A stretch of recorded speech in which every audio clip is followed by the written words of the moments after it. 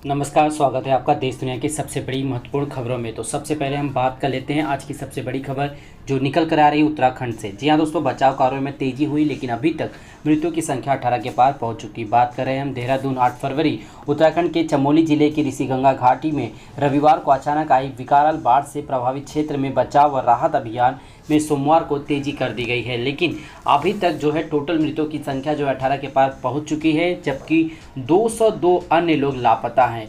ऋषिगंगा घाटी के रैणी क्षेत्र में हिमखंड टूटने से श्रीगंगा और धौलीगंगा नदियों में अचानक आई बाढ़ से क्षतिग्रस्त 13.5 मेगावाट श्रीगंगा की 480 मेगावाट की निर्माणाधीन तपोवन विष्णुगान बिजली परियोजना में लापता लोगों की तलाश के लिए सेना, भारत तिब्बत सीमा पुलिस यानी आईटीबीपी और राष्ट्रीय आपदा मोचन बल के जवानों के बचाव और राहत अभियान में जुटे जाने से उसमें तेजी आ चुकी है। उत्तराखंड राज्य आपदा परिचालन केंद्र से मिली जानकारी के अनुसार आपदा में अब तक 202 लोग लापता हो चुके हैं, जबकि 18 के शव बरामद हो चुके हैं। आसपास के गांव के स्थानीय लोग भी जिनके घर बाढ़ में बह गए थे। आपदा प्रभावित क्षेत्र तपोवन क्षेत्र में बिजली परियोजना की छोटी सुरंग से 12 लोगों को कल रविवार को बाहर निकाल लिया गया, जबकि 250 मीटर लंबी दूसरी सुरंग में फंसे 35 लोगों को बाहर निकालने के लिए अभियान जारी है। बचाव और राहत अभियान में बुलडोजर, जेसीबी आदि भारी मशीनों के अलावा रस्सियां और स्नीकर कुत्तों का इस्तेमाल किया जा रहा है।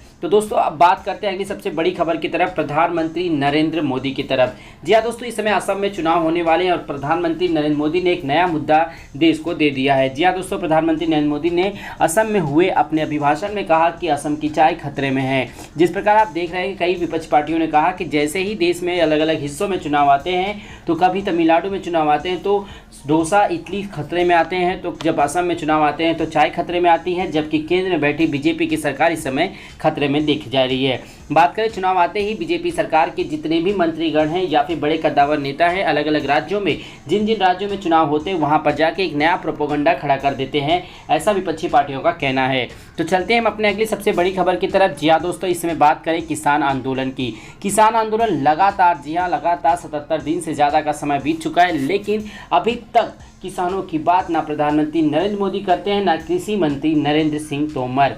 जी हाँ, दोनों ही नरेंद्र अभी तक किसानों के जो है सोल्यूशन नहीं दे पाए। लेकिन बात करें चुनाव प्रचार प्रसार में तो अभी कोई कमी नहीं आई। जैसा कि आप सभी को पता है, जेपी नड्डा जो कि बीजेपी के अध्यक्ष हैं, राष्ट्रीय अध्यक्ष हैं, वो इस समय बिजी हैं कहाँ पर, बंगाल में चुनाव प्रचार प्रसार के समय। और देश के बड़े बड़े कद्दावर नेता जो बीजेपी के हैं, उन सभी लोग बंगाल में इस समय जो है अपने दस्तक दे रहे हैं, ताकि कैसे भी करके वहां पे ममता बनर्जी की सरकार हटे और बीजेपी का झंडा गड़े। लेकिन किसी को भी अभी तक किसानों की कोई परवाह नहीं है, क्योंकि किसान पिछले 77 दिनों से सड़कों पर बैठे और ये देश के अन्नदाता है। जय जवान जय किसान का नारा लाल बहादुर शास्त्री के द्वारा दिया गया था, लेकिन अभी तक इस नारे का ना ही बीजेपी सरकार समझ पाई और ना ही जो गोदी मीडिया है वो समझ पाई, और ज़्यादातर किसान और जवानों को लड़ाने का आपस में काम कर रही है। जिन सड़कों पर जहां किसान कभी आया करते थे, उनके सड़कों पर मोदी सरकार ने कीले ठुकवा दी हुई 12-12 इंच की। आप समझ सकते हैं किस प्रकार देश में अब आंदोलन यानी प्रदर्शन करने को किस प्रकार से प्रतिबंधित किया जा रहा है। और जैसे ही कोई आवाज़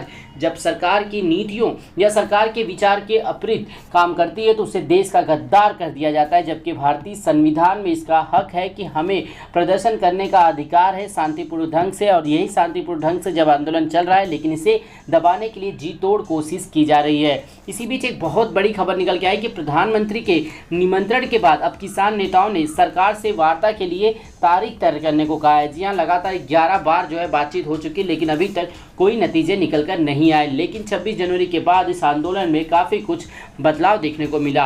अब बात करें 8 फरवरी के 3 कृषि कानूनों के विरोध में प्रदर्शन कर रहे किसान संगठनों ने सोमवार को सरकार से कहा कि वार्ता के अगले दौर की तारीख तय करें। प्रधानमंत्री नरेंद्र मोदी द्वारा उनसे आंदोलन समाप्त करने की अपील करने और वार्ता के लिए निमंत्रण देने के बाद किसान संगठनों ने यह बात कही। बहरहाल किसान संगठनों ने राज्यसभा में प्रधानमंत्री मोदी की टिप्पणी पर आपत्ति की है कि देश में आंदोलनकारियों की नई नस्ल उभरी है, जिसे आंदोलनजीवी कहा जाता है। उन्होंने कहा कि लोकतंत्र में आंदोलन की महत्वपूर्ण भूमिका है। संयुक्त किसान मोर्चा के वरिष्ठ सदस्य किसान नेता शिव कुमार काका ने कहा कि वे अगले दौर की वार्ता के लिए तैयार है और सरकार को बैठक की तारीख और समय बताना होगा। काका ने पीटीआई भाषा में कहा कि हमने सरकार से वार्ता से कभी इनकार नहीं किया। जब भी सरकार ने वार्ता के लिए हमें बुलाया, हमने केंद्रीय मंत्रियों से बातचीत की। हमने यानी सरकार से बात के लिए हमेशा तैयार है। विवादास्पद कृषि कानून को लेकर 11 दौर की बातचीत हो चुकी है, लेकिन अभी तक कोई भी नतीजा निकलकर सामने नहीं आया। इसी बीच पिछले दौर की वार्ता में सरकार के कानूनों को 12 से 18 महीने तक निलंबित करने की पेशकश की गई थी, लेकिन किसान संगठनों ने इसे खारिज कर दिया। राज्यसभा में राष्ट्रपति के संबोधन पर चर्चा में हिस्सा लेते हुए प्रधानमंत्री नरेंद्र मोदी ने किसानों को आश्वासन दिया कि मीडिया का आधुनिकीकरण किया जाएगा। उन्होंने कहा, इतना ही नहीं, नए एमएसपी जारी रहेगा। किसानों ने मोदी के आंदोलन खत्म करने की अपील को कहते हुए कहा कि वो वापस तो ले लेंगे, लेकिन पहले हम आपस में मिलकर इस बात का समाधान करें कि तीन जो कानून है, काला कानून, इसे वापस कब तक लिया जा सकेगा। तो फिलहाल अभी भी इस बात पर चर्चा चल रही है और सैकड़ों बार कह चुकी है कि एमएसपी जारी है और जारी रहेगी। लेकिन कोहाड़ा ने पीटीआई भाषा से कहा कि अगर सरकार दावा करती है कि एमएसपी जारी रहेगा तो फिर वह न्यूनतम समर्थन मूल्य पर कानूनी गारंटी क्यों नहीं दे रही है। उन्होंने कहा कि किसान संगठन वार्ता के लिए तैयार है, लेकिन औपचारिक निमंत्रण मिलना चाहिए। किसान नेता ने कहा, किसी भी मुद्दे का समाधान उचित वार्ता से ही निकला जा सकता है। हम वार्ता के बहाल करने के सिद्धांत पर काम कर रहे हैं। तो यहाँ पे देखा जाए तो दोनों ही तरफ से, जी हाँ, किसान का जो रवैया है, जी हाँ, वो एक तरफ है कि वो इस कानून को वापस लेना चाहते हैं कैसे भी करके, क्योंकि इस कानून को जब पारित किया गया था उस समय देश में कोरोना काल था, यानी पैंडेमिक सिचुएशन था। उस समय ना ही इसके ऊपर चर्चा हुई और अचानक से इस कानून को थोप दिया गया किसानों के ऊपर। जब कहा जाता है कि by the people, for the people and on the people, जी हाँ, हमारे भारतीय संविधान का यही जो है मूल मंत्र है कि आपसे ही चुना जाता है और आपके ऊपर ही चुना करके शासन किया जाता है। लेकिन जब यही किसान इस कानून को नहीं चाहते तो आखिरकार सरकार इतनी अड़ी हुई क्यों है। एक बड़े कद्दावर नेता ने राज्यसभा में बयान के दौरान कहा कि उनके सामने, यानी किसान के सामने तो अंग्रेज भी झुक चुके थे, तो क्या मोदी सरकार इतनी खराब है, किसानों को जो है झुकने के लिए तैयार नहीं किसानों के सामने। तो यहाँ पे दोनों ही प्रतिष्ठा के बारे में जो है बातचीत कर रहे हैं। तो चलते हैं हम अपने अगली खबर की तरफ। अगली सबसे बड़ी खबर आ रही, किसान आंदोलन से लेकर ही दीप सिद्धू को खोजने की तलाश जारी है, लेकिन अभी तक विपक्ष पार्टियों का कहना है कि जो दीप सिद्धू है उनका ज़्यादातर संबंध बीजेपी सरकार के साथ था, क्योंकि उनके बीजेपी आवास में प्रधानमंत्री नरेंद्र मोदी सिंह के साथ उनका फोटो है और साथ ही जो अमित शाह हैं उनके साथ भी उनका फोटो, यहाँ तक सनी देओल, जी हाँ, जो एक बॉलीवुड स्टार हैं, उनके साथ भी उनका फोटो, यानी कहीं ना कहीं दीप सिद्धू का जो है रिश्ता बीजेपी के साथ साबित होता हुआ नजर आ रहा है। लेकिन गोदी मीडिया इस खबर को दिखाने से बचती है, क्योंकि अभी तक जो मेन अपराधी है जिसने तिरंगा का अपमान किया लाल किले पर जाकर, उसे अभी तक सरकार नहीं पकड़ पाई। सोचिए आपकी किस प्रकार की जो है घटना इस समय देश में चल रही है और आपकी क्या राय है कि आपको लगता है कि सरकार कहीं ना कहीं इसमें विफल हो रही है कि वो दीप सिद्धू को नहीं पकड़ पा रही, जबकि हमारे देश का इतना बड़ा अपमान जो है दीप सिद्धू के द्वारा किया गया लाल किले पर जाकर। तो चलते हैं हम अपने अगली खबर की तरफ। अगली सबसे बड़ी खबर निकल के आ रही है रेल विभाग से लेके। जी हाँ दोस्तों, देश भर में जितनी भी रेलगाड़ियां चलाई जा रही है वो इस समय फेस्टिवल नहीं, कोविड फेस्टिवल के नाम से चलाई जा रही है, यानी कि सिर्फ जरूरतमंद लोगों के लिए ही लोकल जो है ट्रेन चलाई जा रही है। जो पैसेंजर ट्रेन उन्हें चलाई जा रही है और जो मेल और एक्सप्रेस ट्रेन है उन्हें चलाई जा रही है। लेकिन पूर्णतः रूप से सरकार ने कहा है कि इसे जल्द से जल्द चालू किया जाए, क्योंकि बहुत ही बड़ा नुकसान जो है रेल विभाग को हो रहा है और सुप्रीम कोर्ट की तरफ से भी आदेश जारी किया गया कि जल्द से जल्द इस मसले को सुलझाया जाए। और क्योंकि रेलवे से द्वारा लाखों करोड़ों लोग सफर करते हैं तो उन्हें कोई परेशानी ना हो, इसलिए अब जल्द से जल्द आप सभी के लिए 1 मार्च तक सभी लोकल ट्रेनें, पैसेंजर ट्रेनें खोल दी जाएंगी। अब बात करते हैं मुंबई की तरफ से। जी हाँ दोस्तों, मुंबई में इस समय सबसे बड़ी समस्या जो उभर कर सामने आ रही है वो है मुंबई की लोकल की टाइमिंग।